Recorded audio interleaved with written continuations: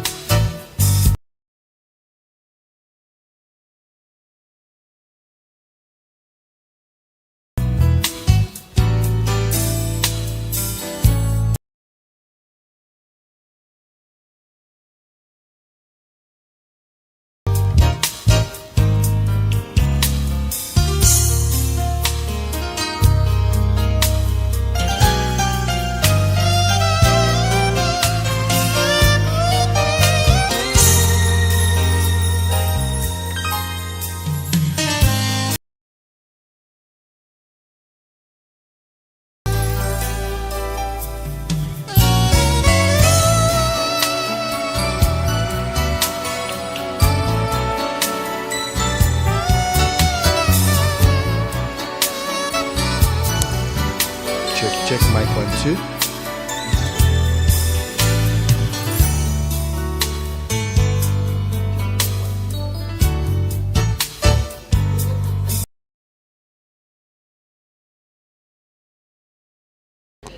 After I've even given you a nice breakfast, I don't get a good morning.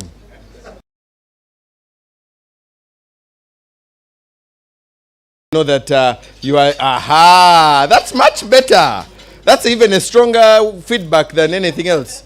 Besides, I want the people who are online to know that I have given you something and you're not just seated here looking at me and enjoying my view. Once again, you are very welcome. My name is Damon Wamara, and I'm the Executive Director of Uganda Child Rights NGO Network, and we are the co-conveners together with Terre de Hommes. We also have dwelling places. You cannot talk about trafficking and you don't talk about the coalition on trafficking in persons. And we are also happy to work together with the Ministry of Internal Affairs through the Coordinator's Office on combating this vice. And he is present with us. You will see him and meet him in a short while.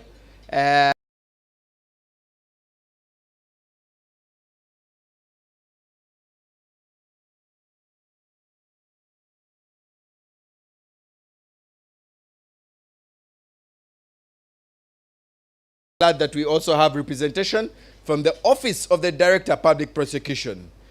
That is when you clap, otherwise they might walk out of this place. And those online, we recognize you and we welcome you also.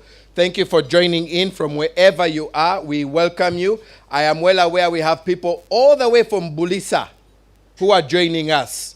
You know, when you talk about oil, hey, that is where the oil is actually coming from.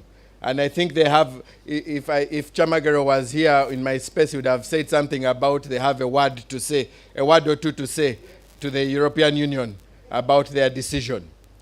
But we also have people joining us from other places. We have people joining us from Karamoja. We have children who are joining us all the way from Karamoja. And intentionally, we have them joining us online because we felt that we would be interrupting their right to education if we brought them to Kampala. We want them to stay in school, and that is what we are pushing for. So we are taking the word closer to them rather than bringing them away. And if we were to bring them, we would bring one or two. But when we take it there, we have more of the children to participate. In Karamoja, especially what our LC5 chair will let you know, are the sending sub-counties. And I will not go into that place because the chair, LC5, is with us. And he will let us know which are these sub-counties that are prominent in that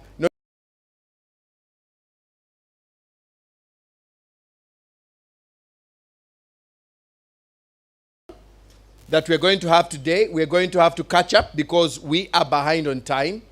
And trust me, I will drive this vehicle, but please, if you're a traffic officer, just forgive me. I am going to go over speed so that we can be able to catch up with our time and be on time and leave on time. Allow me, first of all, to let us know that the first item was for us to arrive. And congratulations, each and every one of you is here. You have either arrived physically or you have arrived online. And both, nevertheless, we warmly welcome you and thank you for accepting to join us on this important conversation on combating trafficking in persons, specifically for the most vulnerable group, the children. We will then have opening remarks by TDH, and then we'll have remarks from the main funder, which is GFEMS, our development partner from GFEMS, and then we will have and listen to the children right from the source. We will listen to them and hear what they have to say to us. Let me warn you, we have not trained them on what to say. So whatever you hear is uncensored. So you hear it as plain as it is. And if they are wanting to speak in Nakaramajong, I am okay because we have their chair present here who will translate for us. And so children, if you're online, please feel very free to speak in Nakaramajong. I worked there for 7 years, so I picked a few words here and there. I'll show you and prove to you that I know some Nakaramajong. We will then have a statement from the community, which will be also shared online. And then we will listen to the coordinating office. And the coordinating office will help us understand where we are at a national level with this vice. What have we been able to do at a national level? Just giving us the overview of what we have been able to do. And put in mind that this is the second national dialogue. So we had one last year, and we are also going to listen and see what we set out last year. Did we see some progress? Or are we just talking four?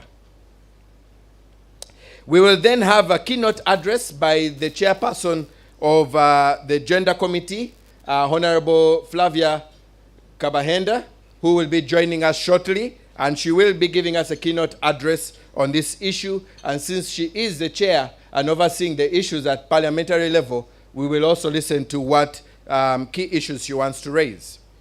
We will then give chance to feedback from members and then get into a panel discussion.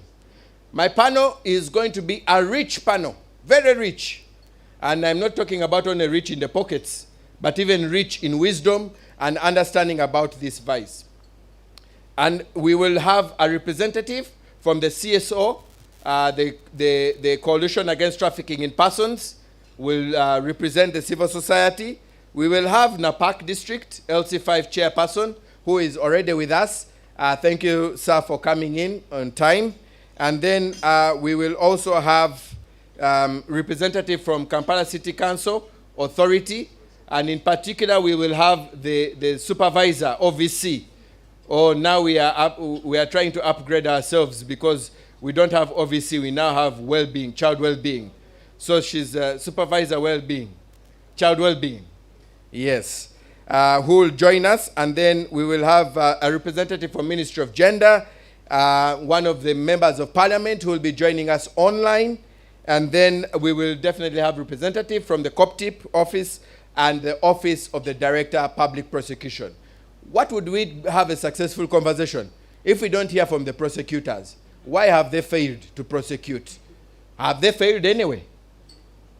Those are the questions we want to hear answers to. And then we'll give chance to for each and every one of us, both online and in the room, to give feedback and to listen to what remarks and final recommendations we will have. And then by that time, we will then have gotten a call to action, and we will read a call to action in this room, which we will agree to commit to, not only as us, but at a national level. And we will invite our guest of honor, who is the Honorable Minister for Justice and Constitutional Affairs, who will also join us shortly, and he will give us his address, and that is the day. We would have closed the day.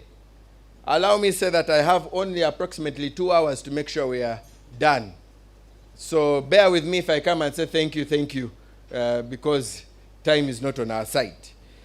Ladies and gentlemen, that is our program. But as I wait for some of the people who are going to be on my panel to finish their breakfast, allow me to invite you to watch a video that is going to help us set the context. I don't want to talk about these things. I want us to hear these things from the community, from the stakeholders, the different stakeholders who include the community and the leaders and other people about this issue. Let us listen to this video. Let us watch this video. And those joining us online, we're going live. Have we gone live? We are live? Yes. We are live on Facebook. So if you want to know where we are, go to TDH. Look for TDH Netherlands. Am I right? Netherlands? TDH Netherlands. Look for UCRNN. Look for UCATIP. On Facebook, we are live on Facebook. If you are looking on YouTube, we're also on YouTube, and you just go to UCRNN. We are live on the UCRNN page on YouTube. Please join in, share, send a link to many people so that we have many people listening in. We want the whole community, we want the whole country to listen to this issue. It is not a Karamoja issue. It is a national issue. It is because it's not only the Karamojong that are being trafficked. We will hear from ODPP and COPTIP if it is actually only the Karamojong children being trafficked. Ladies and gentlemen, I welcome us, and now I invite my tech team to take us away with the video.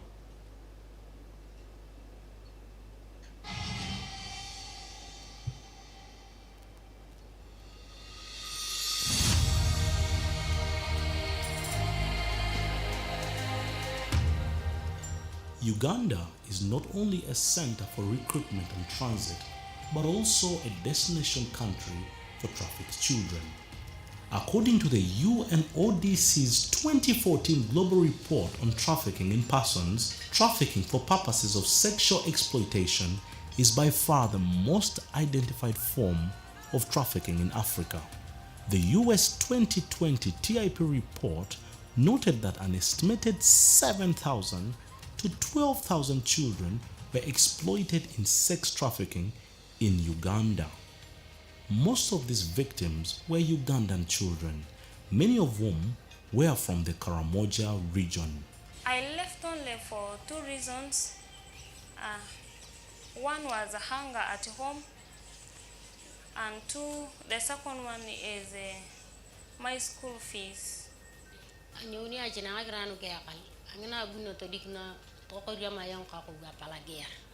I ended up just roaming up in the street. Dwelling places in partnership with Terre, Hommes Netherlands, with funding from the US Department of State Office to monitor and combat trafficking in persons through the Global Fund to End Modern Slavery, is currently implementing a 2-year project known as Community Action to End Child Trafficking and Sexual Exploitation of Children. The project aims to create child trafficking and sexual exploitation of children referral, response, and reporting mechanisms that are effectively operating, providing a protective shield for children and reducing their vulnerability.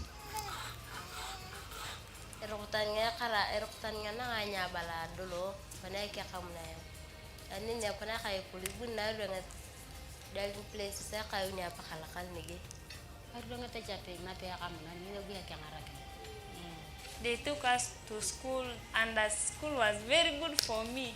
I was liking the place. I was even liking the way after classes we are playing.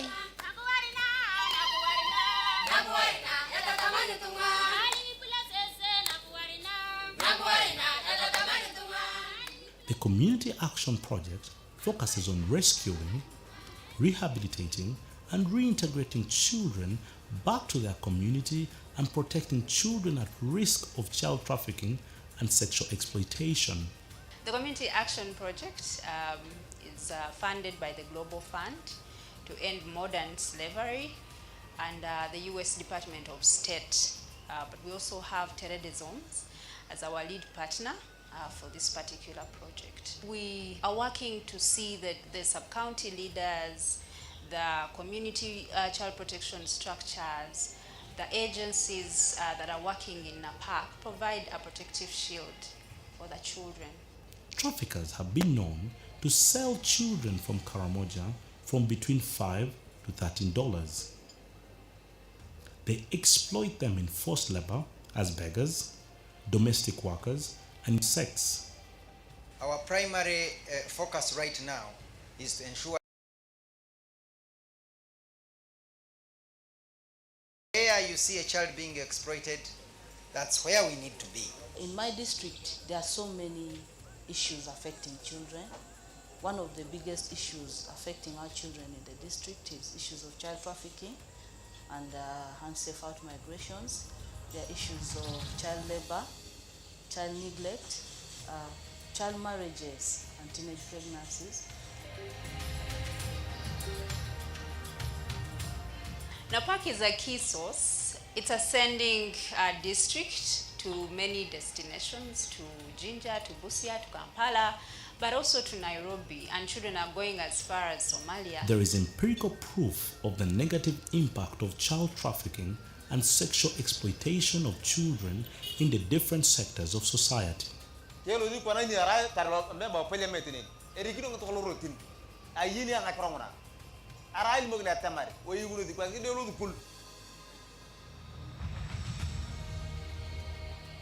are seeing child mothers, we are seeing school children dropping out of school, we are seeing children not going to school. Most of these children have died wherever they have gone. You lose your child forever. You'll never see that child. Child trafficking is actually one of those lucrative businesses internationally. When you cross off one route, another route is created. From the national to the community levels, a significant amount of work has been done to prevent child trafficking and sexual exploitation of children. Arai kotere ngakita tameta keng unabunye di toloto ilo loreria nyata totange dia lu yo toloto ya nyara woni nkecha kawria kita tamana kina yepiti ngole jakata ngedwe kakiwa kina drama ibore ni itia kama ni itia tengedwe kama. We've had parents become aware of the situation, what really child trafficking is and sexual exploitation is, and some of the risks that the children are facing in the different places that they are going. Strong local structures form a bedrock on which child trafficking and sexual exploitation of children can be sustainably addressed. In Napak, dwelling places prioritize the empowerment of these structures. One of the interventions dwelling places are supported a lot in the area of child trafficking is to bring the structures on board. Right from the LC1, the informal structures of the CPCs. The CPCs are the Child Protection Committee members, to make them understand the concept of child trafficking. Even as the stakeholders, we didn't understand child trafficking. What is trafficking, first of all? And that is one thing dwelling places made us understand. Different stakeholders have worked collaboratively under the Community Action Project to address child trafficking and sexual exploitation of children in Karamoja. Significant progress has been made in the last 2 years.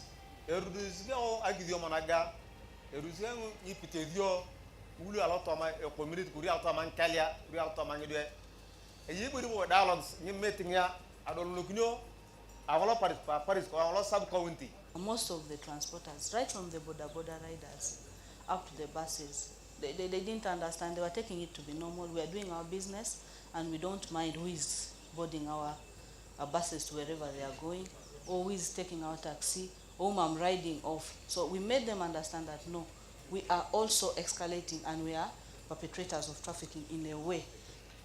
Lomaratoit is one of our schools. The enrollment of Lomaratoit before the project was at about 2,000.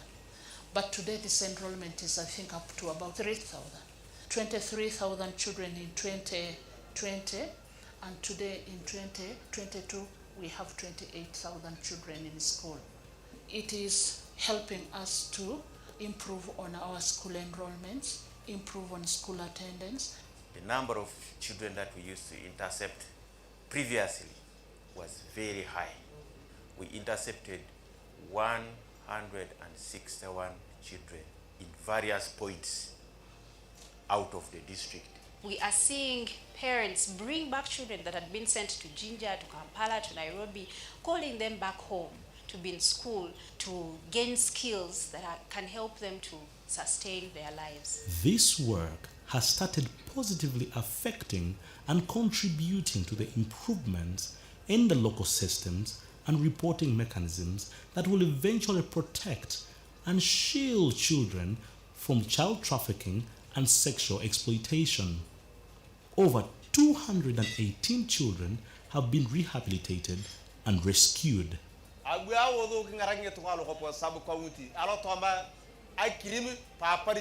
Community dialogues.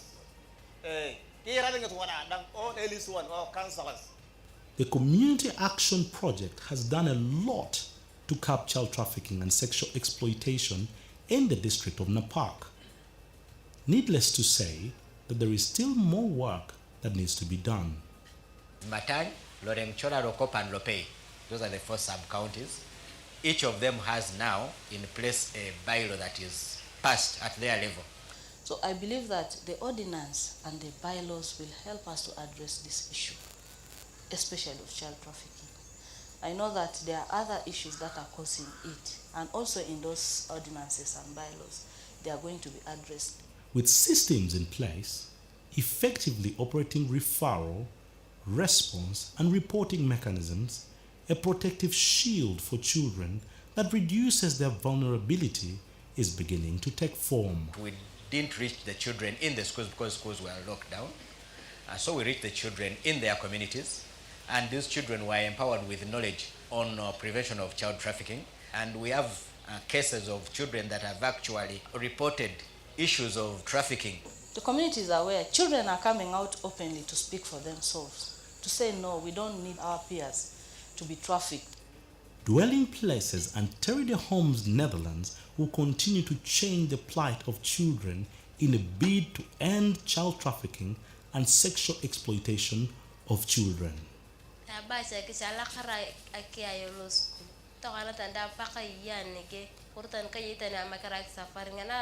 Interceptions are being done not only now in Napa, but you find at a point in Soroti, Kumi, they're calling us, they're intercepting children.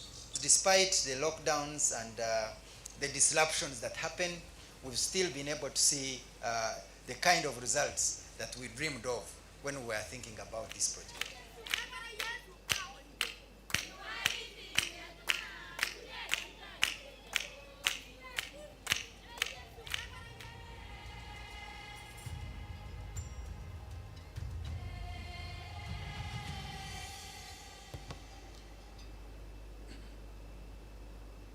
Thank you. Thank you very much. Let's appreciate Dwelling Places and Terre Hommes for the work that they have done. I'm hoping that this is setting the context for us and helping us understand what the issue is. For those who did not hear what Veronica, one of the persons who was speaking there, the ladies from Karamoja, I'll tell you she was talking about the fact that they were using clubs to advocate for children, and they have seen the success in using clubs to talk about this vice. So you see, I actually know Nakaramajong, eh? Yeah, I was even given a name, Lokiru. So I should have actually said my name is Damon Omara Lokiru.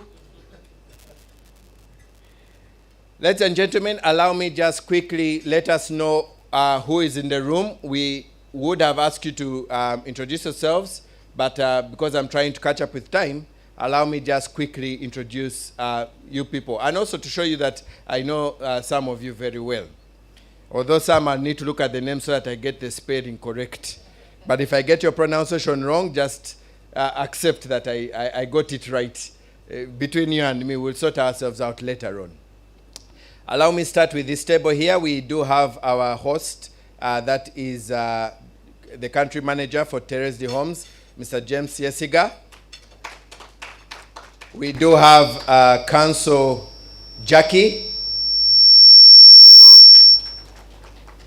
We have Honorable Shifra, who is from the High Commission, from the Human Rights Commission. There are very many commissions, so I was about to say British High Commission. Maybe you are going to the British High Commission. We also then, I'll move to this table. We do have the commissioner who is also in charge of the coordinator's office on combating this crime. That is Commissioner Tunom Juni Julius, who is with us here. We have the chairperson of the Coalition Against Trafficking in Persons, Dr. Annette Chirabira, and she is together with her CEO. Is it also Doctor? It is Council Lydia Buete. You're welcome. And then we have also Moses, who is with RETRAC, Hope for Justice, formerly known as RETRAC. We have Bright here, who is with Dwelling Places and is also my foot soldier today. I will go to the table on the other side. We have Crane, Children at Risk Action Network, the director, Faith Kembabazi. We have Eric's development partner, Angelina. Eric's is also one of the key people supporting Dwelling Places in rescuing these children off the streets. We have Dwelling Places itself, the two key persons, the finance person and the country director, that is Maureen and David. We have the advocacy office of Dwelling Places at the back there, Opus. You see, I know people, eh? I know them. I know everyone who is in this room. We have McLean, Maxine. Maxine, you know, Maxine McLean, almost the same. Maxine, who is representing a very powerful coalition of joining forces, that is six organizations: Save the Children, Child Fund, SOS, Plan International, Terre Hommes, and World Vision. Have I got it right? I need my money. And she has been joined by the leader of the joining forces, Justice. Please wave to us. I'm introducing these people so that when you need support, you also know who to go to. This is an opportunity for us to network. I'm from a network, so I look at how to network people. We also have one of the key officers, the lover of children. When you have an issue about children and you call her, even if it is an issue beyond Kampala Metropolitan, she will still respond and effectively address the issue. We have Carol, Assistant Superintendent of Police. Am I right? Superintendent. Hey, we need to celebrate that promotion. Congratulations, Carol. Carol is the head of the Child and Family Welfare Office in the Uganda Police at the Kampala Metropolitan. So the whole of Kampala and its Metropolitan is under her control. So Honorable Shifra, if you have an issue, Kampala Metropolitan, she's the go-to lady. That table has also been joined by Sharon, who is also with Joining Forces. Wave to us so that we know you're the one. I'll go now to the table at the back there. I will not tamper to mention, but I know that those are our advocates in the media house. So the Fourth Estate, please stand and wave to us. You're very important to us. Please stand and wave. You're very important to us. So we have CBS, NBS, WB, not WBS is not there anymore. I was seeing if you're awake. We have our media champions. We have our media champions. Please, Kenneth, come in because I want to also introduce you as part of the media champions. We have Kenneth Anderson. Many of you know him from Spectrum. That is the face behind the Spectrum. And Kenneth is one of the key persons. Whenever you call him about trafficking, he's there. We have also Jingo Francis, also very key at promoting. These are our champions in the media house. And then the one who hosted us recently, the most fresh of the freshest, Omwana Wansi, Omuntu Wansi. Auntie, we are talking about children, so me, I'm going Omwana. He is only known as Andrew Chamagero. Indeed, that Chamagero fits you very well. Also at that table are our hosts in this place where we are. We're in Kampala City Council Authority, and we're under the authority, and we have the Director Gender, the Acting Director Gender, we have the Deputy Director Gender, and we have the Supervisor Child Well-Being, Mama Kampala. Hey. Interesting enough, in the near past, the Director Gender and the Deputy Director Gender were both female. And when you talk about where the father's taking charge, I think you can see where we are. We are now taking charge of the situation. I'm excited to see that we have two men taking charge of the situation. Not to say that the women were not taking charge, but you're asking where we are. We are coming. Oh, we have come. Let me see. We have some of our social media influencers who are also in the room. And also our rapporteur, Ida, social influencers, please wave to us. They're also very important because they push the agenda for us online, and many people are able to join us. We also do have our LC5 chairperson for Napak District, Honorable, I want to get the name right, Honorable John Bosco. John Paul. Yeah. Codet. I've got it right. Honorable John Bosco Codet, who is the LC5 chairman. In other words, he's the president of Napak District. Those who don't know, that is the president. But he has not come alone. He has come also with the cow, the chief administrative officer. Is it also honorable or aspiring honorable? We have Mr. Jack Biaruhanga, who is the cow, and a very, very dedicated person to fighting this crime in the district. Let's warmly welcome them all to the room. Online, we are also joined by a very big team. Let me just see how many people are online. We have over 20 people who are joining online. Some are joining from the media houses online. Others are saying they're joining from other parts of the district. We warmly welcome you, and we are glad that you are with us. Please continue throwing your throwing your comment in the chat box. And if you have questions along the way, throw them in the chat box. For those who are in the room, we'll definitely give you opportunity.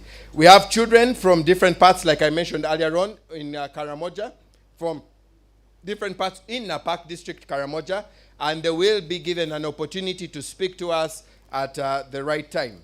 Right now, allow me invite the first team of panelists that I'm going to engage with today. And the first, my team, are you ready with the profiles? My first guest up on the profile on the platform, I will invite Mr. James Yesiga, who is the country manager. I'm waiting for you to put it up for me, please.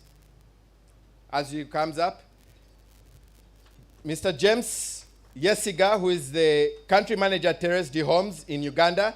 He has worked with and for children all his entire life, including obviously HIV-infected children, street-connected children, in and out of school children, as well as children that have been trafficked or are on the move.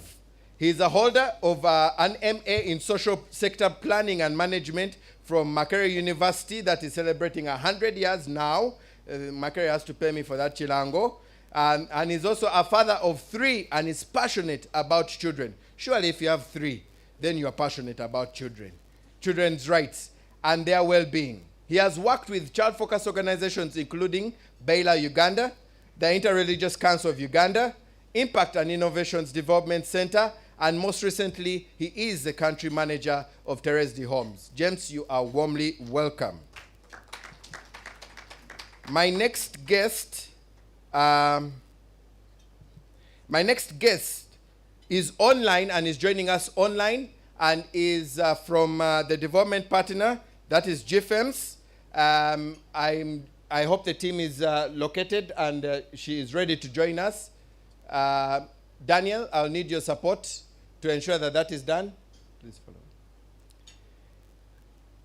And then we will also be having children from Napak District also on the panel joining us.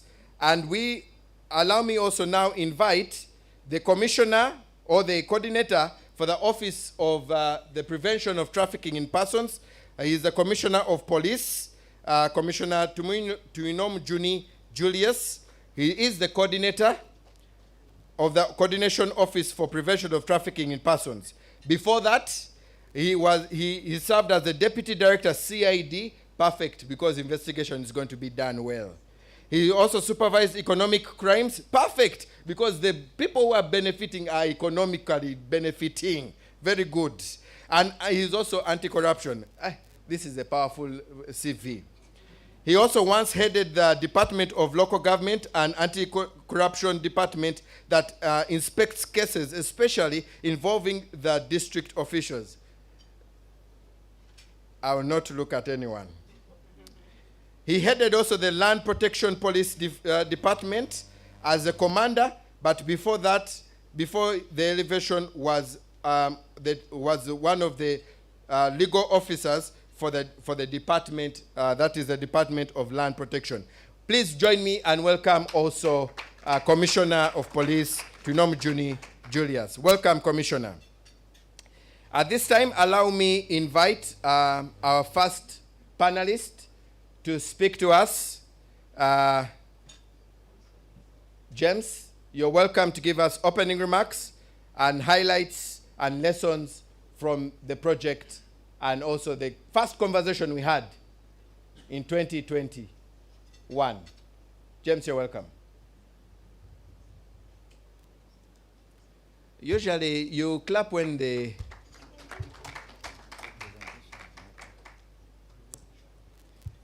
Thank you very much, Damon. Good morning, ladies and gentlemen. Good morning, ladies and gentlemen.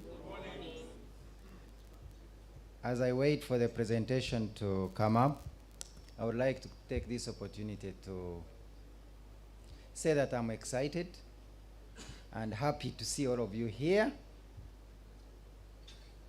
this early morning to most importantly reflect together about child trafficking. Today is the second time we are having this dialogue. And as we get started, it is important to acknowledge that this crime that we are trying to combat is bigger and perhaps beyond most of us. But we feel and believe that working together, we will indeed be able to combat this heinous crime. The technical team, if you delay, I may finish my presentation before you actually put it up. But thank you very much. Now we can get started and move to the next slide. So the Honorable Minister of Justice and Constitutional Affairs in absentia, the Chairperson of the Gender and Social Services Committee, who should be walking in any minute now, the Commissioner for the Human Rights Commission, members of Parliament, senior government officials here present, civil society colleagues, our development partners, colleagues at the various spaces here in Uganda, our regional office in Nairobi, and our headquarters, ladies and gentlemen. It is indeed a great day for us to be hosting this conversation.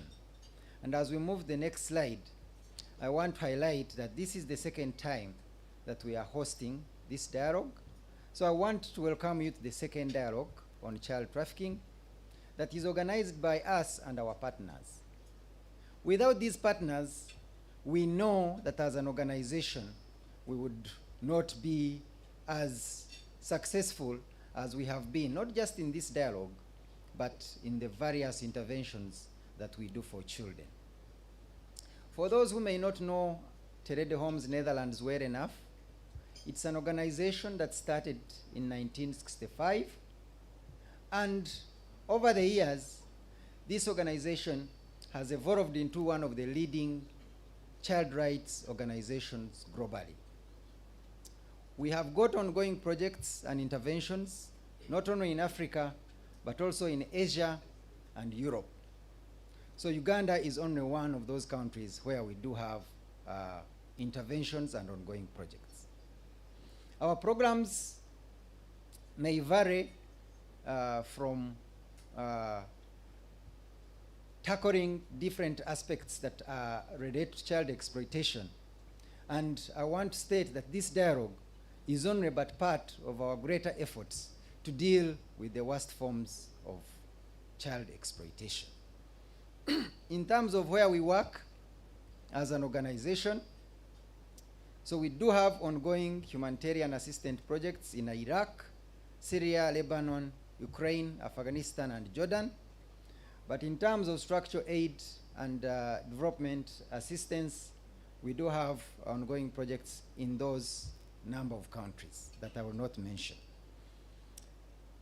Our partners, both in the room and not in the room, we want to appreciate you and acknowledge you and say that without you, we wouldn't be where we are. And we believe that together, we will actually go far.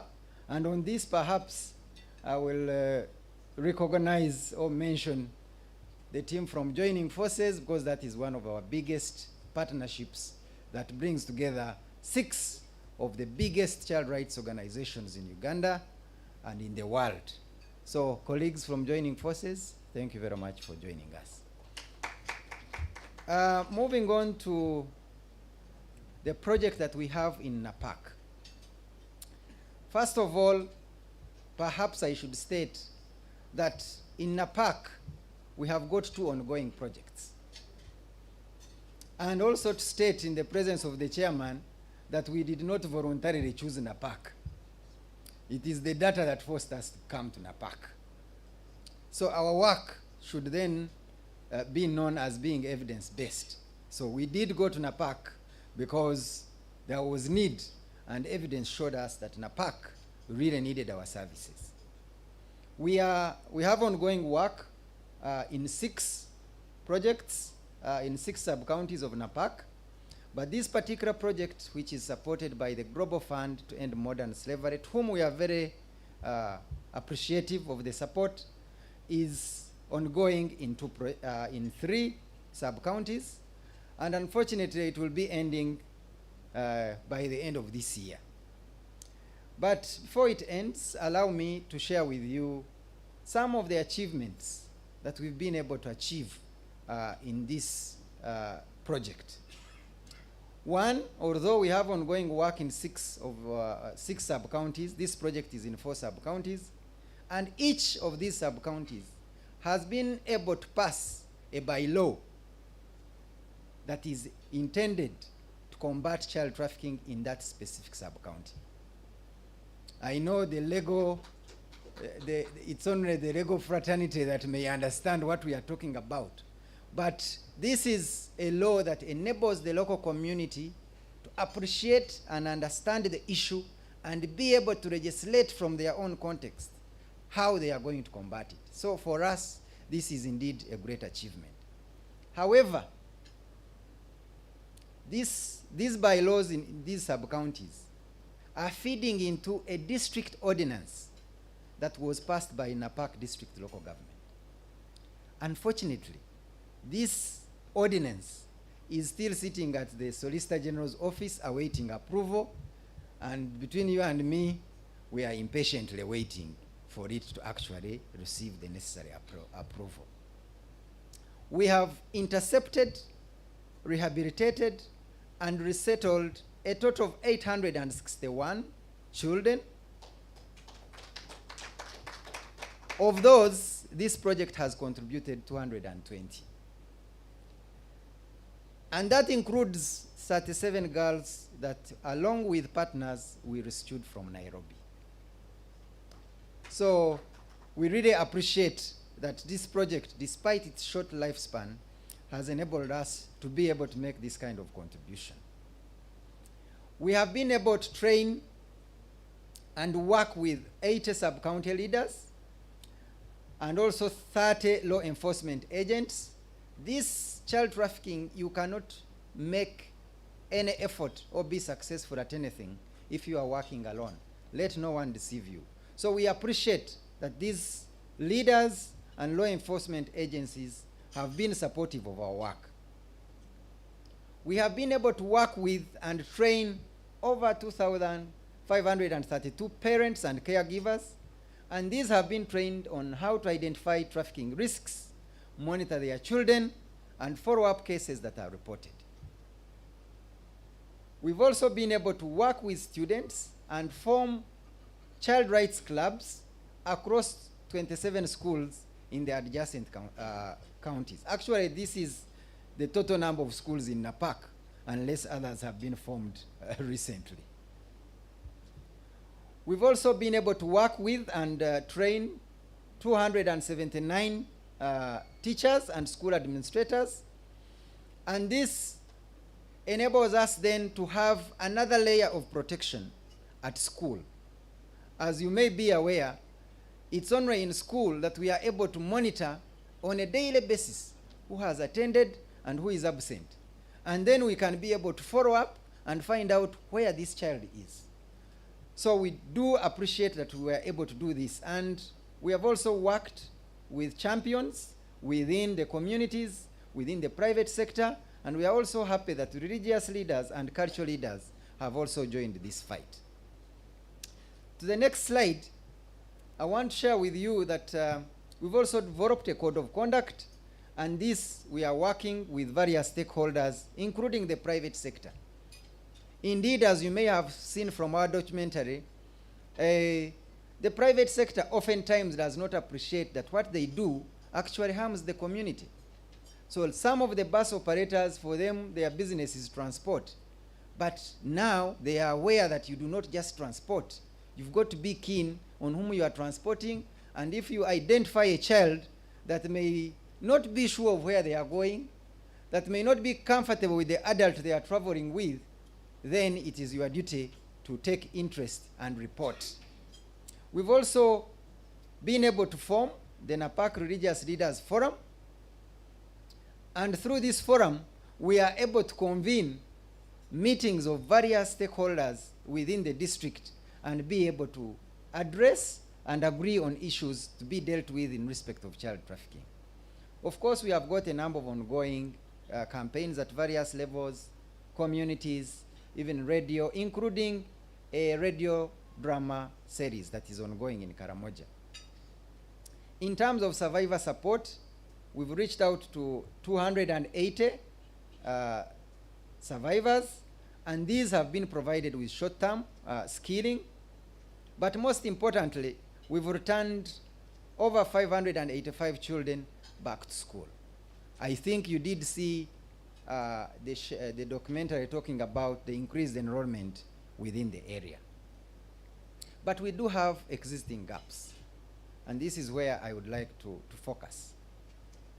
We still experience low rates of reporting of child trafficking, perhaps because sometimes communities and families are complicit in this crime. So, low reporting is still a challenge. The porous routes amidst limited monitoring by law enforcement, particularly Karamoja being a border region, is another challenge. As I mentioned earlier, the NAPAC District Child Protection Ordinance is yet to be approved by the Solicitor General, and we'll be putting this frustration to the Minister when he shows up. There is still demand in towns and cities with no action on perpetrators. Ladies and gentlemen, most of us live in Kampala City.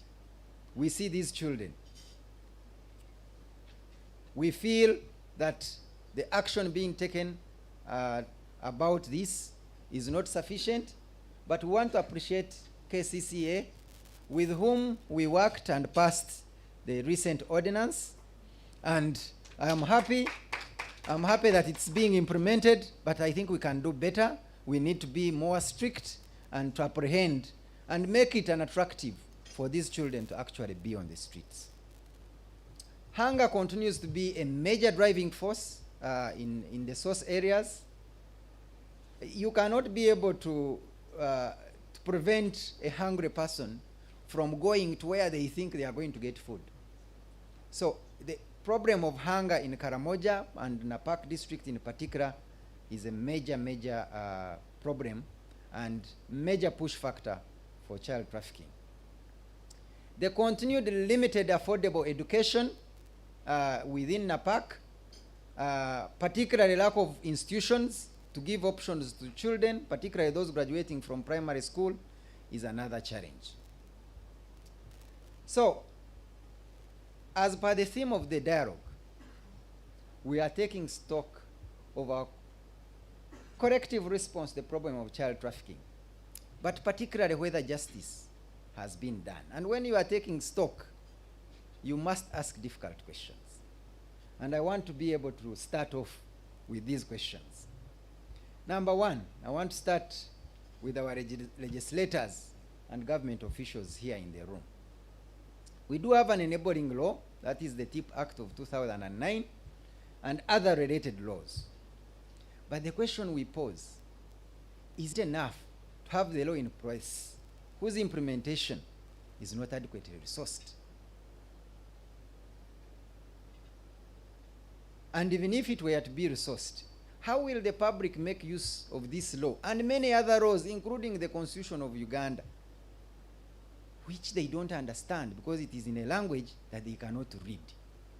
And yet the Constitution itself tells us that these laws should be translated into local languages. So that's one question I would like to pose. To my CSO colleagues and partners, why is child trafficking increasing despite our efforts? How have the various interventions addressed the push and pull factors for child trafficking? Are our interventions evidence-based, or are we getting value for money? I think that is a question that we all need to reflect on. And to my colleagues in law enforcement and prosecution, is it not a security threat for people to cross borders, disappear, and get trafficked for all sorts of reasons, and we are not aware? And why is the prosecution and conviction rate still low? Yes, Council, I know we have improved in this area, but there is room for improvement. And we hope that as more and more legal officers get aware of this law, and the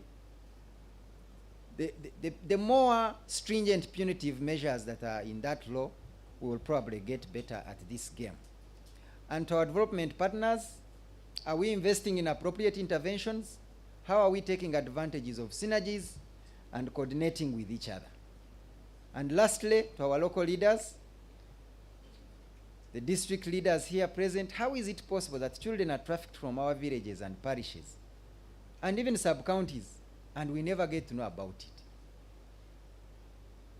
That is a key question that we need to answer. So our call, as we get into this dialogue then, we hope and call on all respective stakeholders to support in the passing and popularizing of the NAPAC Child Ordinance, which is already in place, support enforcement of the sub-county bylaws in NAPAC district, increase funding for probation and social welfare office, as well as the Department of Children and Family Protection. Ladies and gentlemen, for us who have been in this work for a number of years, it's very frustrating when you visit some of these units where children are actually supported, are supposed to be supported and to get assistance. The Family and Child Protection Unit is one of the most under-resourced from personnel to other resources. The same applies to the probation and welfare function at the districts. Now, if these are not functioning, then are we surprised that then the children get trafficked for various reasons? We hope that we'll be able to address the cropping challenge of online platforms where children also have started being exposed to child trafficking and getting exploited. We hope to support and maintain children at school. We are calling on all stakeholders to support and enable children to attend and stay at school, but also support skilling for youth. When youth don't have options, then the seemingly lucrative towns become attractive, and when they get to towns, then they are vulnerable to all sorts of exploitation. And lastly but not least, address the push factors in Karamoja, particularly in NAPAC district, most importantly, famine and hunger that actually are pushing children to run away from home. I would like to appreciate on the next slide our partners, starting with the government of Uganda, without whom we wouldn't be able to do this. The US government, particularly through the Global Fund to End Modern Slavery, through whom we have been able to implement this project. The Coalition Against Trafficking, UCATIP, Uganda Child Rights NGO Network, Damon and your team, thank you very much. Dwelling Places, our foot partner in NAPAC district, with whom we have been implementing this project, and all of you here who have supported us in getting this project off the ground, but also to continue to work for children. Thank you very much for listening to me. I look forward and wish you a fruitful dialogue. Thank you.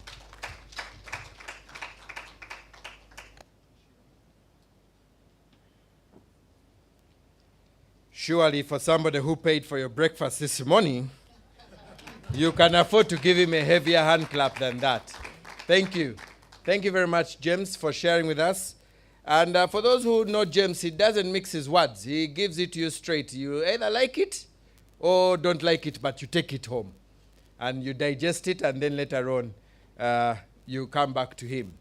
We have been joined by a few more people. Allow me to just quickly identify them. We have the head of the Child and Family Unit in the Uganda Police Force, Commissioner, Acting Commissioner, Have you also got a promotion? It's in the line? Okay. Sorry, we have a personal relationship, so I can tease her once in a while. We have Afande Maureen at Haire, who is in charge of the children in the whole country. Thank you very much for joining us and being a part of this conversation. She's also one of our very key influencers on children's issues on Twitter. Yeah? So she's not only in police, but also in the social media. We have the representative of the Permanent Secretary, Ministry of Gender, Labor and Social Development, where this problem lies. And the Permanent Secretary is here in the form of Mr. John Mugisha. Please stand up and they see you. We will introduce him later on.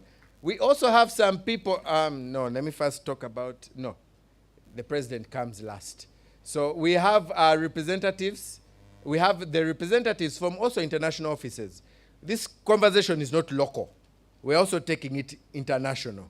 We have representatives from the IOM office. The chief of party is represented here. Miss Joycelyn Karungi, please. Karungi. And we also have, these hand claps for international people are very, you don't want us to get more support. And we also have definitely, as you could hear, we have gotten, the funding is from GFEMS through the United States government, and we also have the representative from the Embassy of the United States of America, Dr. Eva Namsoki. And those who know Dr. Eva, every year she'll make a phone call to find out what is the status. How are things going when it comes to child trafficking, child labor, and also some other human rights abuses around the well-being of children.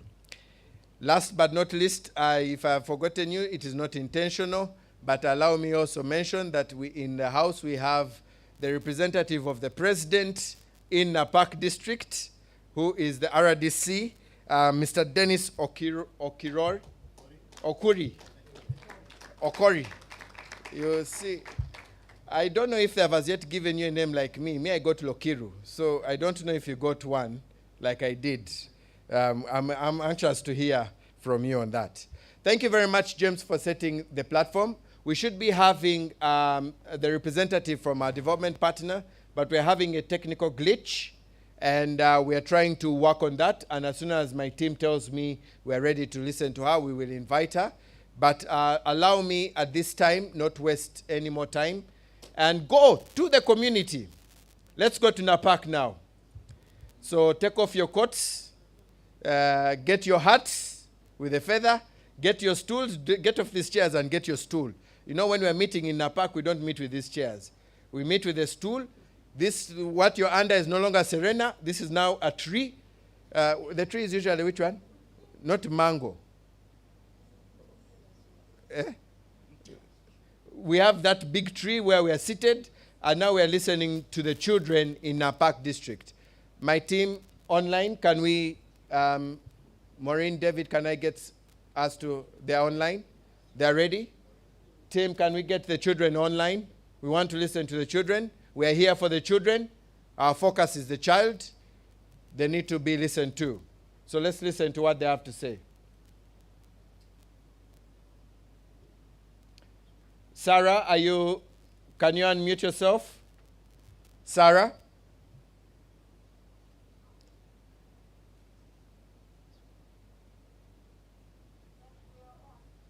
Sorry, just a minute. We are working on our audio here. Audio team, please. Just continue talking until we tell you we can hear you very clearly.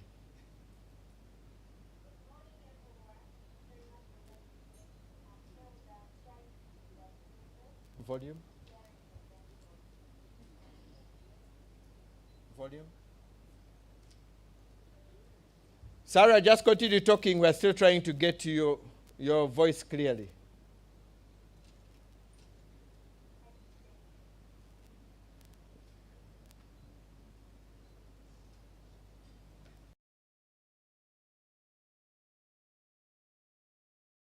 Are you not ready yet? Continue talking, Sarah. Are we ready? Yes, perfect. Now we can hear you. Please, can you switch on your camera so that we know that you're not a computer?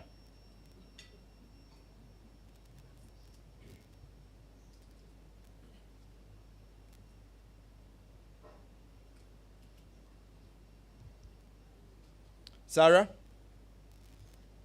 Tech team?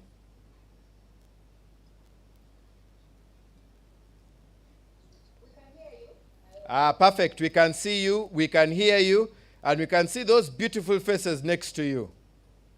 I'm going to first ask the people in the room to make you feel warmly welcome. So please, let's make the children from Karamoja warmly welcome. Children, you're the reason we are here, and we now want to give you the platform to go ahead and speak to us. You have some people from the Office of the Director of Public Prosecution. You have Uganda Human Rights Commission here. You have KCCA here. You have the RDC here. You have your own chairman here. You have the head of police. The one who's in charge of children at police is here. So go ahead and talk to us and share with us your opening remarks about this issue on child trafficking.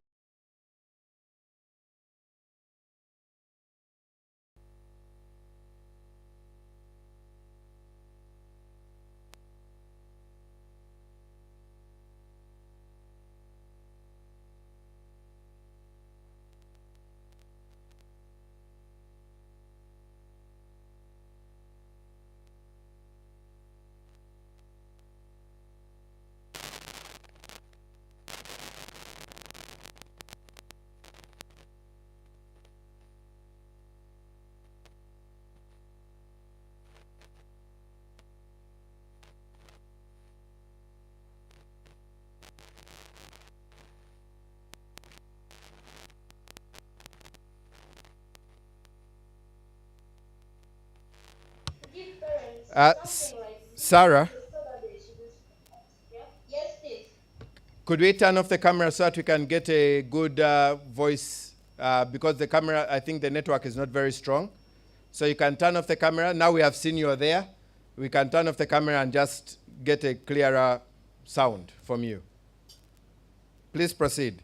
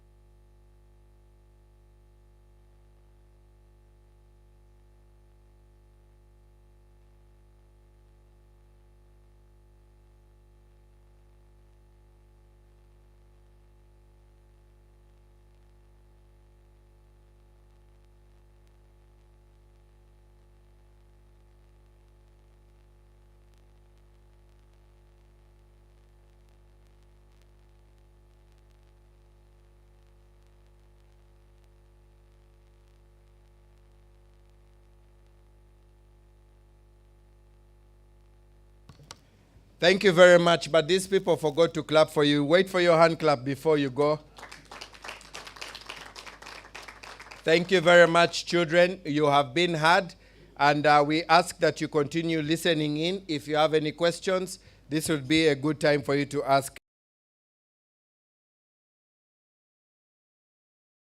We welcome you all. Once again, I'm saying this over and over because we have people who are joining us online. And those who are wondering what we are doing online, we are talking about child trafficking, and this is a national dialogue. And we're asking ourselves, as we take stock, has justice prevailed? Have we done enough to ensure that children are protected, perpetrators are held accountable, and the children have gotten justice? Is it enough for them to just get rehabilitated and taken back to school? Or does justice need to prevail? And right now we're going to listen and find out at national level, what is it? What is the problem? How real is the situation? Ladies and gentlemen, allow me welcome the coordinator from the Office of the Coordinator Trafficking in Persons, Commissioner Julius, to come and speak to us.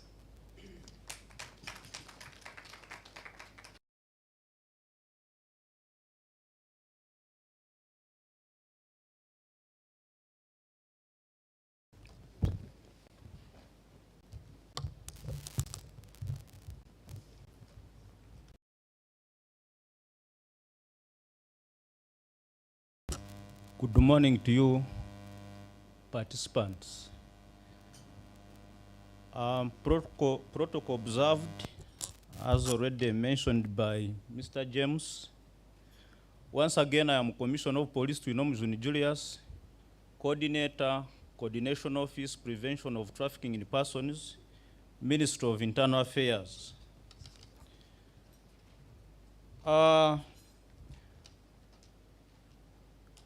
On the theme of today, taking stock of the child trafficking response, has justice prevailed?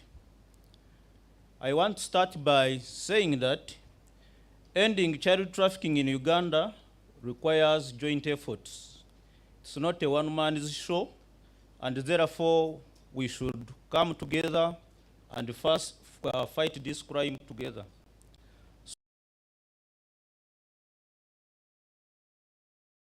Even what the children were saying, the laws are there, but how are they implemented?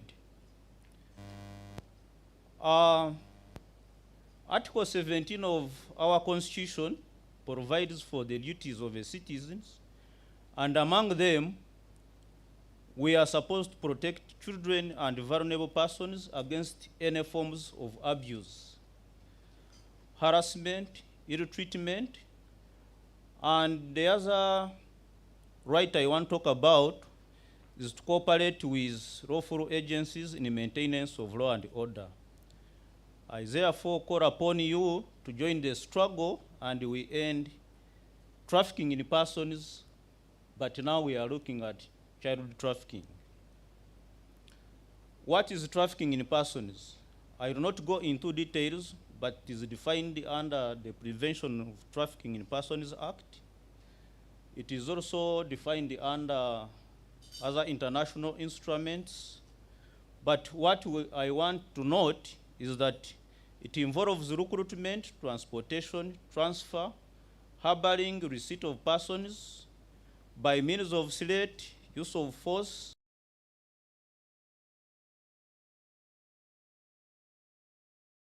sexual exploitation, forced marriage, child marriage, harmful child labor, human sacrifice. Who is a child? It is also defined under our Constitution, Article and other international instruments, as a human being or a person below the age of 18 years. When it comes to children's rights under the Child Act, we should recognize the welfare principle, and when I am referring to this, I want to look at the right to protection from all sorts of violence, the right to education, and others. Now, coming to our theme, has justice prevailed? I want to look at justice as a system designed to judge in a general sense, a system designed in the general sense to accord benefit or the burden when the law is applied to a person's factual circumstances. Now, when we look at the circumstances of these children and what they have been talking, there are push and pull factors. But you have heard there is a hunger, and I attribute all that to poverty. But again, when we look at their parents, there is the push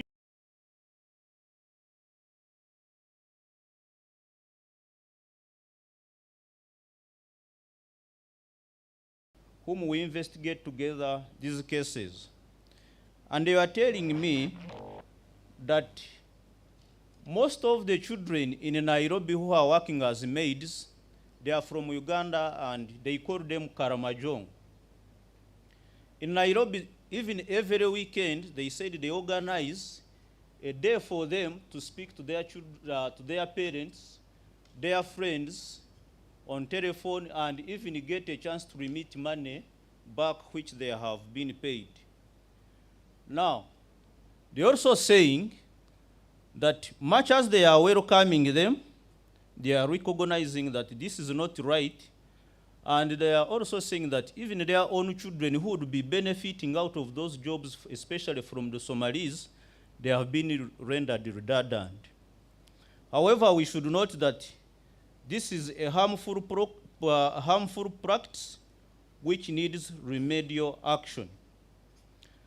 I want to refer to some of the successful stories, the cases investigated, concluded, and convictions secured.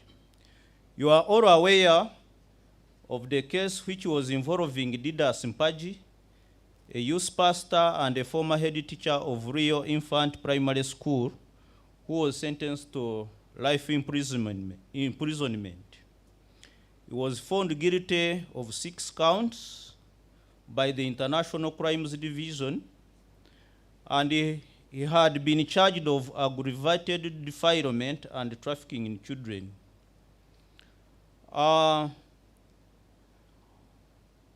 What he did was he performed unnatural sexual acts on 6 boys who were aged between 10 and 16 years, and he had enrolled them on sponsorship, and he made sure that they were in boarding section, and that's how he managed to abuse their rights.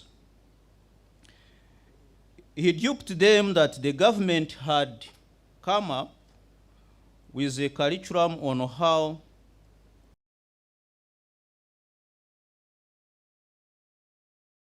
done. So he used to have anal sex with them without a condom. He even threatened them that he would kill them with witchcraft.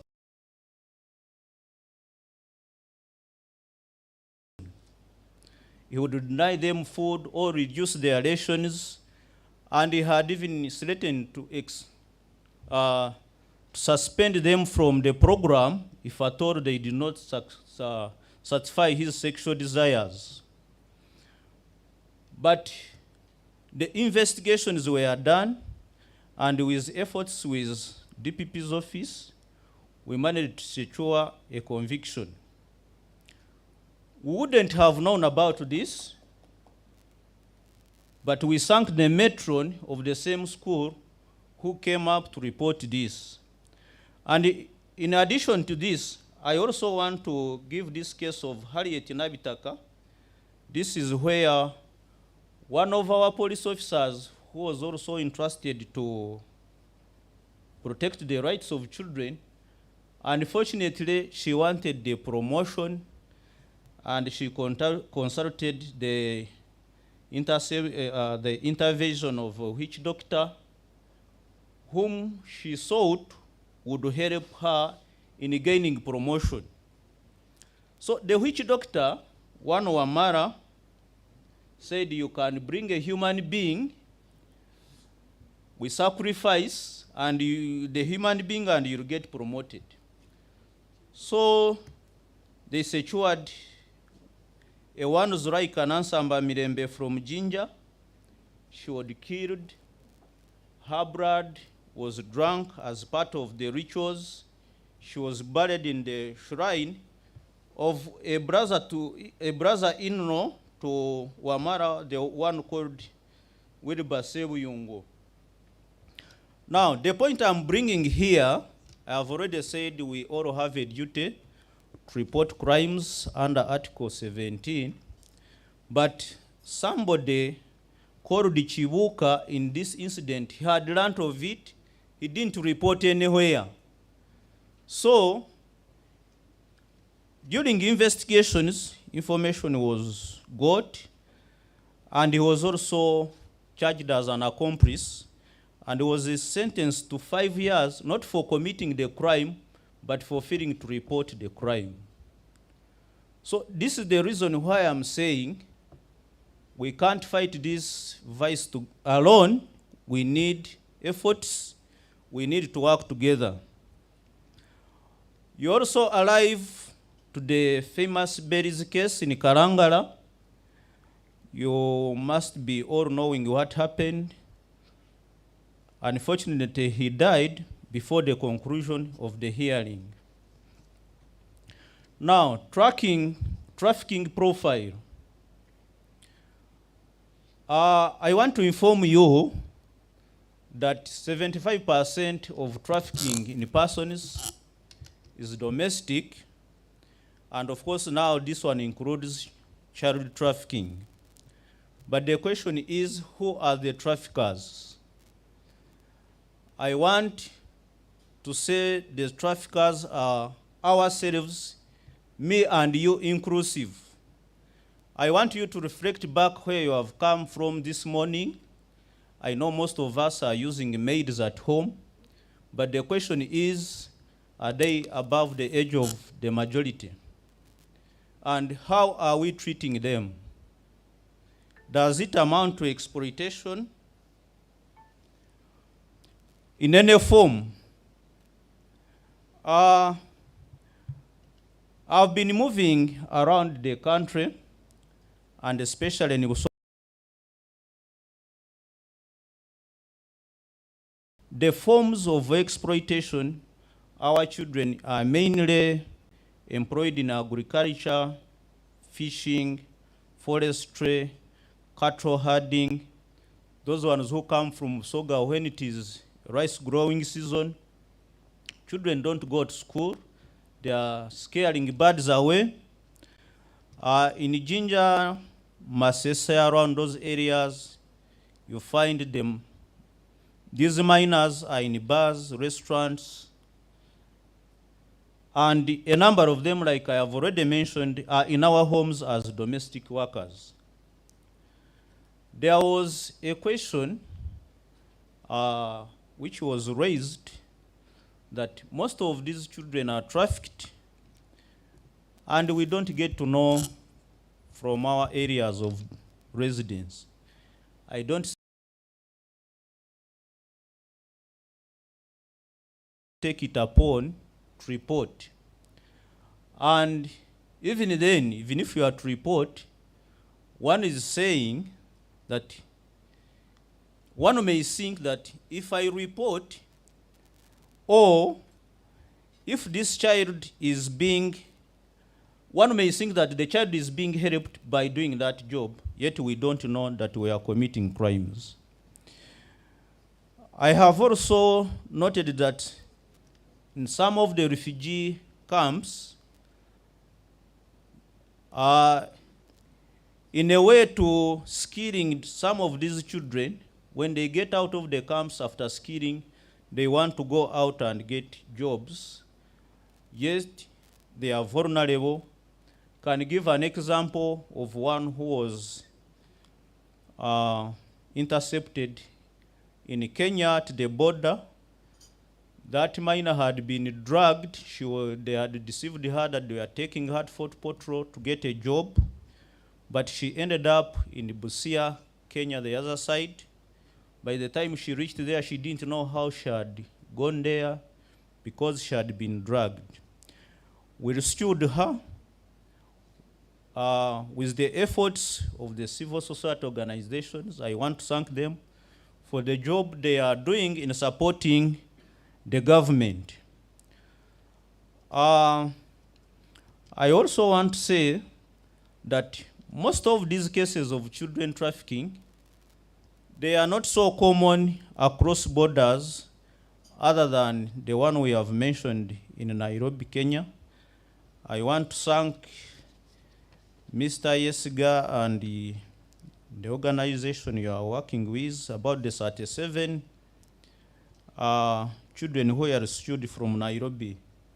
But now, we need to ask ourselves, yes, they were rescued. You have talked of survivor support and skilling, but we have to take note that if this one is not maintained, the good work we are doing in rescuing them, because mostly we are taking them to their captors. What I mean here, the traffickers themselves, sometimes it is their parents, it is their relatives, and we integrate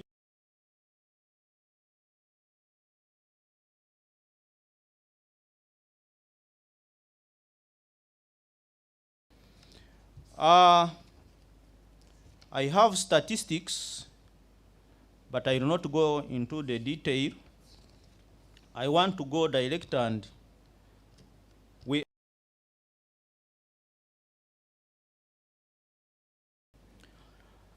I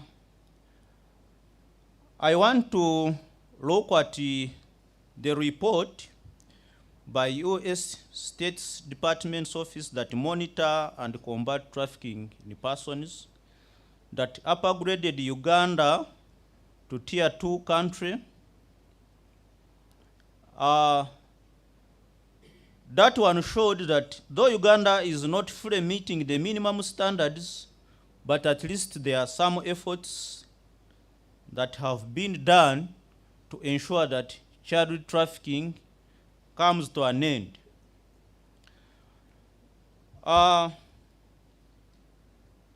And in those significant efforts which have been made, they include the sensitization programs we are carrying out together. Of recent, in Arua, Mayuge, Yumbe, Moyo, Soroti, in order to campaign against trafficking in persons,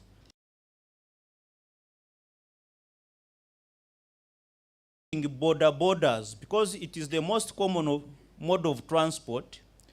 And when we were there, we engaged them. We gave them megaphones, which have some information against trafficking in persons. We are looking at them as our foot soldiers for sending the message. If not, we get information about who has been trafficked. At the ministry also we have the National Task Force, which some of you are members, and we have been working together since I have already said that you cannot work on this vice alone. So whenever there are incidents, we work together, and especially stressing on the 4 Ps, that is prevention, protection, prosecution, partnership, or call it coordination. There is already a program to make sure that we should not only have the National Task Force, but even the district task forces. But the challenge here which we have to put into consideration is about sustainability. We may have those district task forces, we may launch them, but if we don't look at how we shall sustain them, maybe we have to engage the local government, the LC5 chairperson is here, Kao, Napak. Through you, we can see how we can move together, and we make sure that once district task forces are launched, they are sustainable. The other efforts, of course, through investigation, coordination, I have already talked about the successful stories.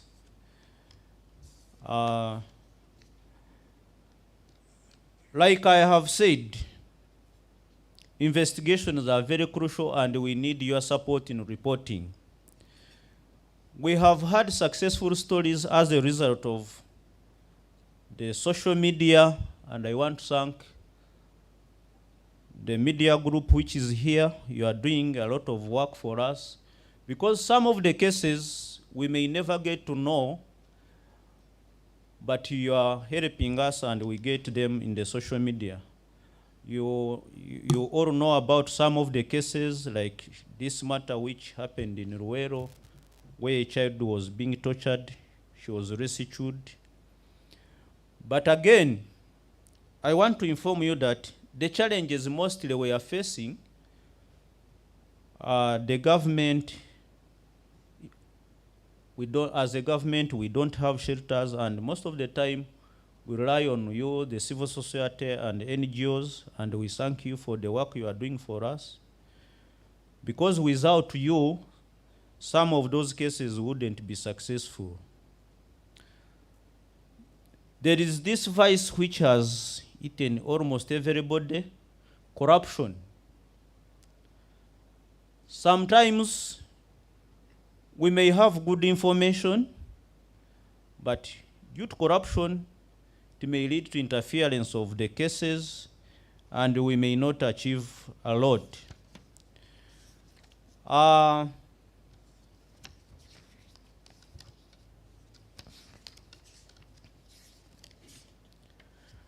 I want to end by thanking the civil society organizations, the social media, and the community at large for the cooperation so far we have been getting from you, especially on the side of police, and encourage you that we keep it up. For God and my country, I thank you very much.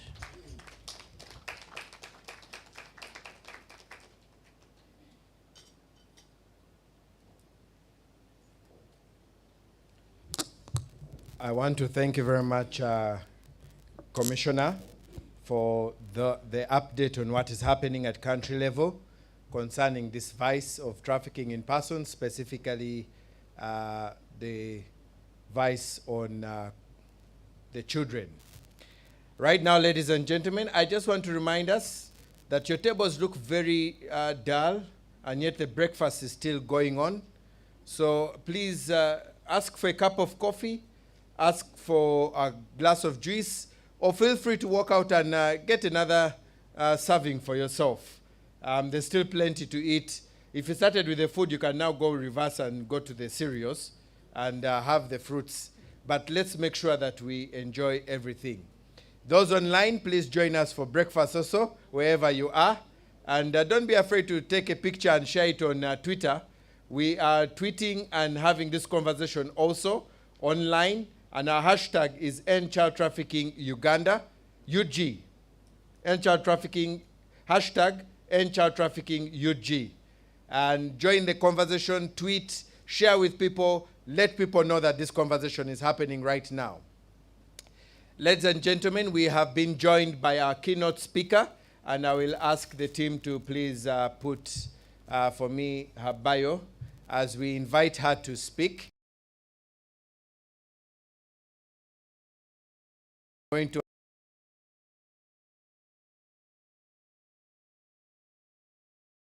to come and set the ground rolling for us, and we will then have conversations. I am seeing your questions coming in online, Please continue having those questions come in.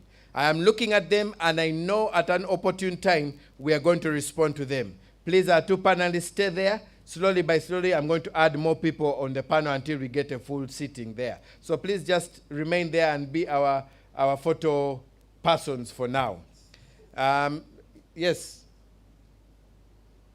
Tech team. Our keynote speaker today on the theme of taking stock of child trafficking responses as justice prevailed is none other than Honorable Flavia Rabuhoro Kabahenda Abori, who is the chairperson of the Parliamentary Committee on Gender and Social Development. She is a Ugandan politician, a woman MP, a woman member of parliament representing Chegegwa district in the 11th Parliament of Uganda, representing the National Resistance Movement. She is also the chairperson. She is also the chairperson Parliamentary Committee of Gender, Labor, and Social Development. Honorable Flavia was the founding chairperson and coordinator of Uganda Parliamentary Forum on Social Protection, established in 2014. She is also a very active member of the Uganda Parliamentary Forum for Children, and she is the champion of children's agenda in Parliament, holding Ministry of Gender accountable, holding anyone who's dealing with the children, the gender sector, the social development sector, holding them accountable. We don't have a better person to give us a keynote address on this issue of child trafficking. Has justice prevailed, other than Honorable Flavia Kabahenda. Please warmly welcome her. I think we can do better than that.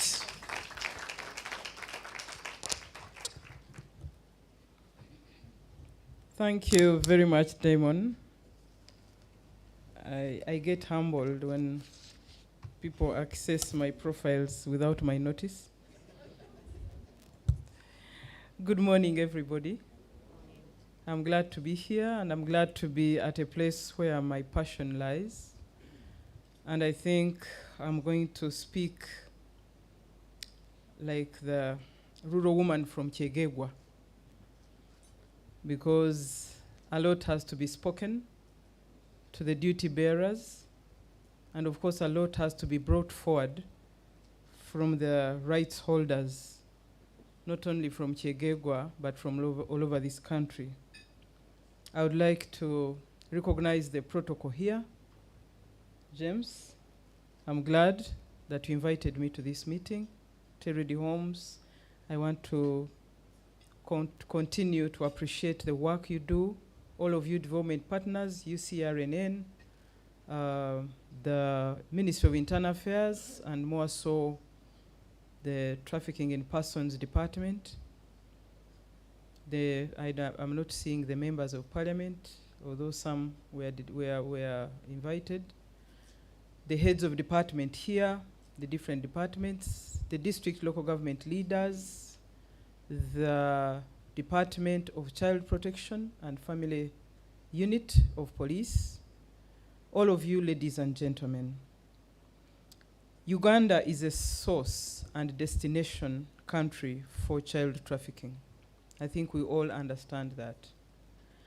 And majority of the internal trafficking victims in Uganda are ethnically Karamojong because of the extremely high rate of multi-dimensional child poverty, which in Karamoja is at 84%, and the traditional acceptance of migration for livelihood that increases child's vulnerability to trafficking. Unfortunately, even when Karamoja endorsed migration for livelihood, earlier on it was migration of adults to look for jobs. But today, it has turned into adults remaining behind to sleep and bear more babies as children come to find the livelihood of their families. That's the unfortunate bit, that the children have been turned into the livelihood support for families. It's very unfortunate. But the 2022 Trafficking in Persons report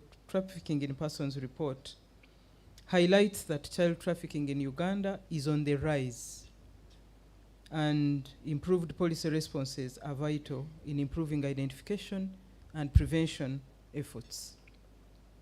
The recent report we made as a Committee on Gender, Labour and Social Development to the Parliament on the floor of the House recorded that actually there is an urbanization quake.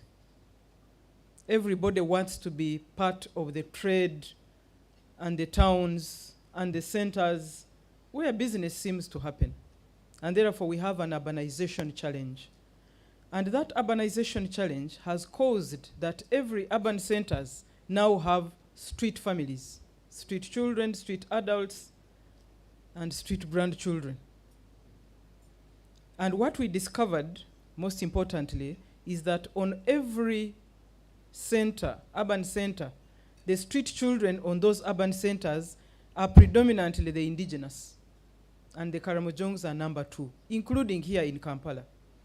Don't look at everyone who is dark-skinned and think they are all Karamojongs. No, they are not. Some of them are Baganda, born on the streets. Their mothers are in the markets, in informal sector. And so their children are loitering around on the streets with the Karamojongs. And for you, whoever you think is dark is there for Karamojong. Please, I want to improve the impression, because on the streets of Kampala, it is the central, the children from the central who are the dominant. And Karamojongs are the next, they are the second. And that is what happens even at Imbale, in Tororo, in Jinja. The predominant ethnic group of street children are those that are indigenous. And Karamojong only come to join them. But we have push factors, of course, that are common to us all. And I want to mention a few because the list is endless. The famine and drought that has hit the country, the food insecurity in our homes. Ask about the teenage pregnancies that we registered recently. And most of those girls will tell you that the men lured them with the chindazi, a chapati. No one was lured that because they had been given a plot or a phone, it is it, meaning that we have a lot of food insecurity in the homes. And look at your workplaces. I want to cite Parliament. That house you see, the Parliament, houses a lot of staff, technical people. But at lunchtime, you'll go to the Parliament canteen and almost a third of staff come for lunch. Others are sitting on their desks, eating fruits of 2000, and that's their lunch. Because they sacrifice the lunch so that they can get the money for rent, so that they can get money for their children's tuition. I mean, people are doing a lot of mathematics so that they sacrifice their food and do other things that seem to them priority. And so the whole country of Uganda is actually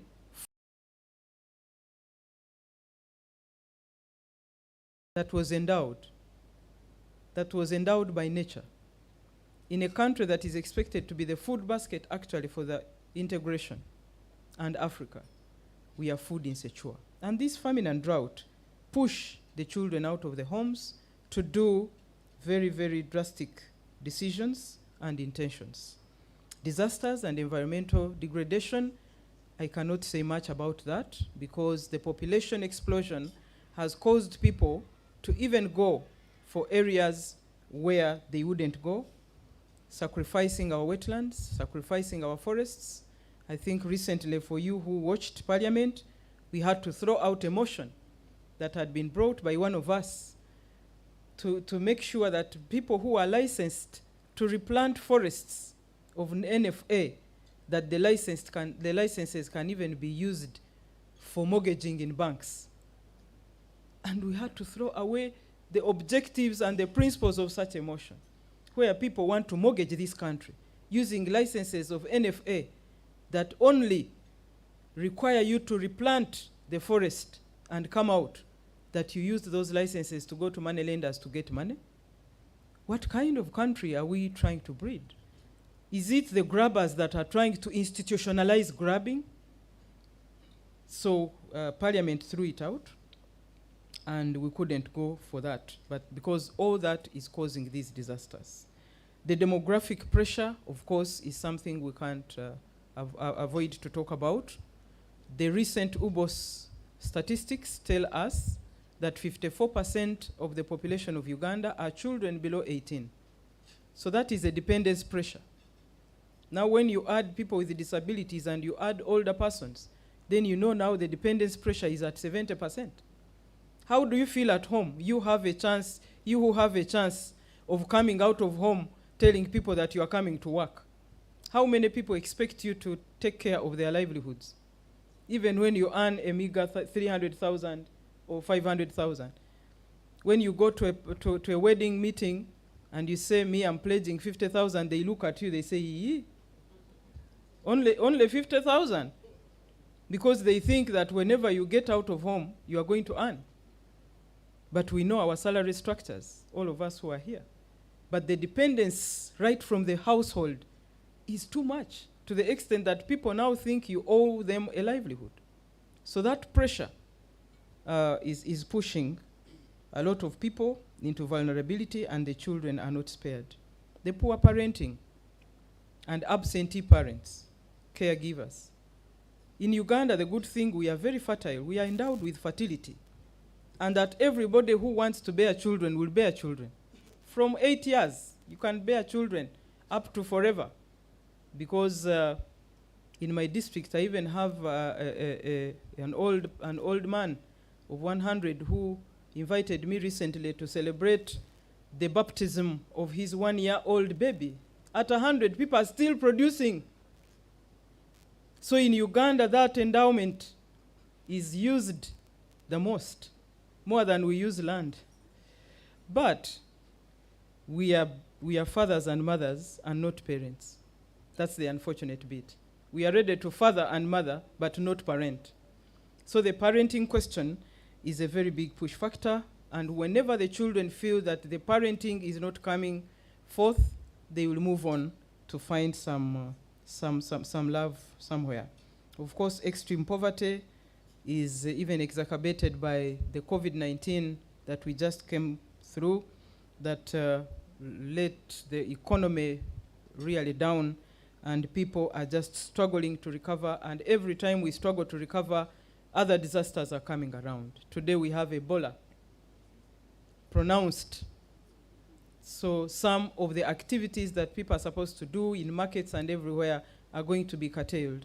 And as people try to recover, they have already put some money, they have already got some loans. These kind of pronouncements put them back. Wide inequalities, because while we are talking about 39% poverty rate in Uganda, I don't know how we skipped from 68 to 39. I don't know who did the actuarial studies. Even I don't know the factors behind the reduction of poverty. Are we reducing poverty by death because the poor are dying? So we can celebrate that the poor, when they die and poverty reduces, we can celebrate that we reduced poverty, because for us who are on the ground, we know what is happening. We don't understand even the say of 39%. For us, we see almost all villages just struggling in poverty, struggling to even have one meal. The disasters that have hit them, even as they just planted, you have seen. And so the poverty is getting extreme. The inequalities are getting wider. The grabbing of land, our land tenure systems are all widening these inequalities. Of course, the breakdown of values. Recently, I attended a launch of a strategic plan for the umbrella organization of recruitment companies for labor migration. And then they invited this girl who is a migrant returnee. And they thought, Bambi, that they were going to make a case that some people returned safely. Yes, she returned safely, she looked very well. But when she started telling the story is when I understood that, are we doing the right thing? Because the poor girl told us, for me, I was not into this going out. It's my peers who told me, by the way, there is this going out. I said, okay, enroll me there. So they enrolled me, I got through, now I was ready to go out. but I didn't want to work. Me, I was only going to adventure, to see how it looks like out there. Neba keko no muzungu ndabe bwafanana. I wanted to put that in vernacular so that those who are out there on the links don't pick what I'm saying. Njagala neba keko no muzungu naye ndabe bwafanana zeki kyali kintwala. And only to find herself having bound herself into a 2-year work program. So she sacrificed the 2 years, and then she continued to say, naye abazungu batuma. Nze saagala byakuntumatuma. Njagala nkole emirimu gyange nzire ku TikTok yange. These are the people we are sending out.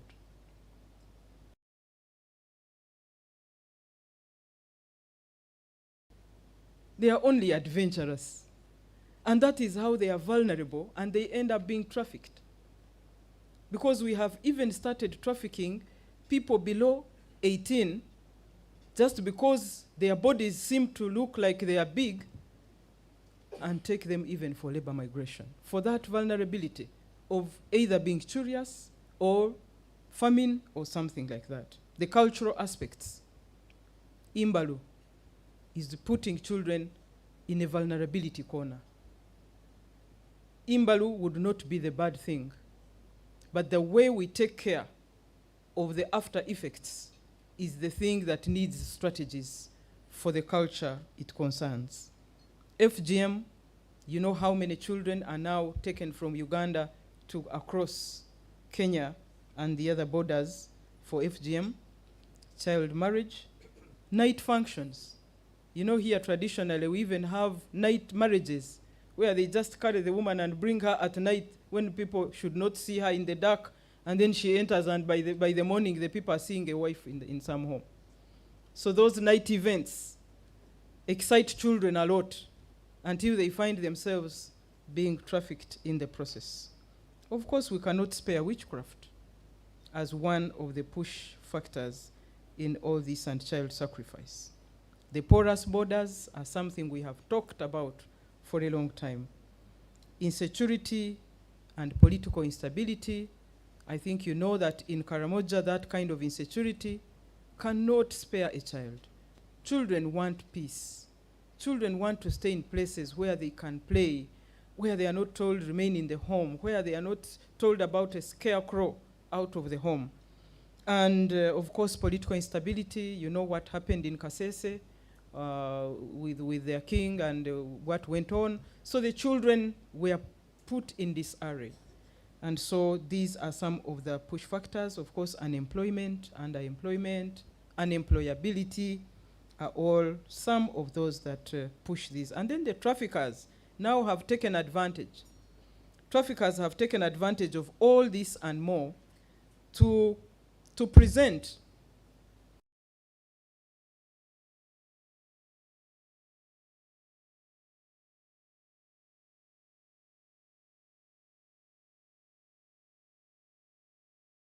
in child labor. In those border districts, Tororo, Manafa, Kasese, Bundibugyo,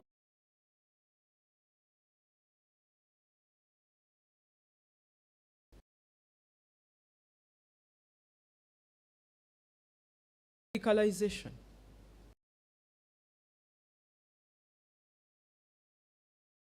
The morning and see street beggars, but at night I don't know who can tell me where they are at night. Who knows where they go at night? No one knows. But again, during the day we find them sleeping and snoring on the streets like they show you they didn't sleep. So at night, some other things happen to them. They are sent for sexual exploitation. They are trained into radical